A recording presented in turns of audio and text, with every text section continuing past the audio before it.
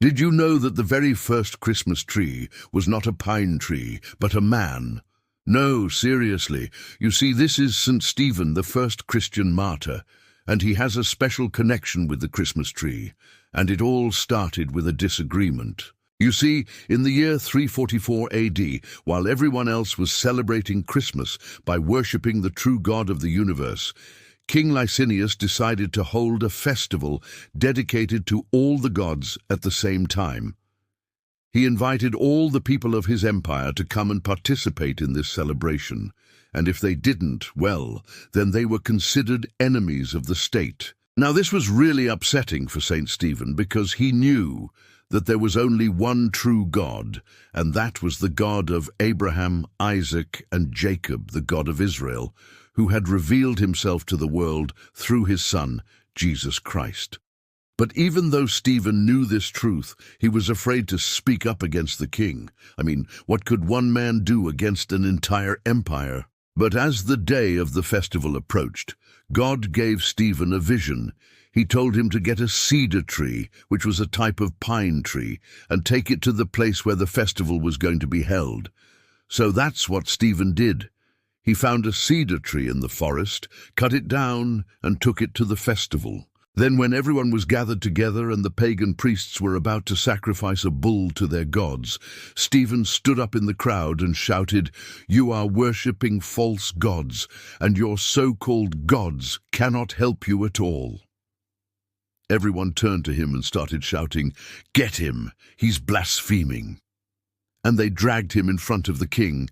Now you would think that Stephen was scared at this point, but actually no, he wasn't, because while he was being dragged to the king, he saw another vision. And in this vision, God showed him heaven and hell. He showed him people being tortured in hell for worshipping false gods, and he also showed him the great reward that was waiting for him in heaven because he was a good and faithful servant. So Stephen was not scared anymore, because he knew that no matter what happened to him here on earth, he would receive the heavenly crown later on. So when the king asked him why he had insulted his gods, Stephen boldly replied, "Why are you insulting the gods? I have seen the true God, and I am telling you that there is only one God, and he has no other gods besides him. And I say these things to you for your own salvation, so that you will turn from these useless things and turn to the living God who said, 'Worship him and serve him, and he will save you.' For he is our God, and we are his people, the sheep of his pasture and the children of his care." Wow, talk about a brave man. I mean, how many of us would be willing to stand up to an entire empire and its king and tell them that they are wrong? I mean, most of us would probably just go along with it and pretend to worship those gods just to stay out of trouble. But not Stephen. He chose to stand up for what he believed in, even though it cost him his life.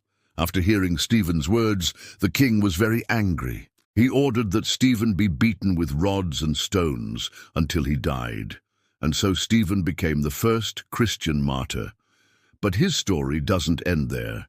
You see, after Stephen was killed, his body was put in a cave, but later on, his followers went back and retrieved his body, and they buried him. And they also took the tree that he had cut down, and they decorated it with lights and ornaments, and they celebrated the first Christmas under that tree. And ever since then, Christians have been decorating trees and hanging ornaments on them to remember the courage of St. Stephen, the first martyr who dared to stand up for his beliefs, no matter what the cost. Well, that's all for today. Don't forget to subscribe so you don't miss any of our future videos. And remember, Jesus loves you.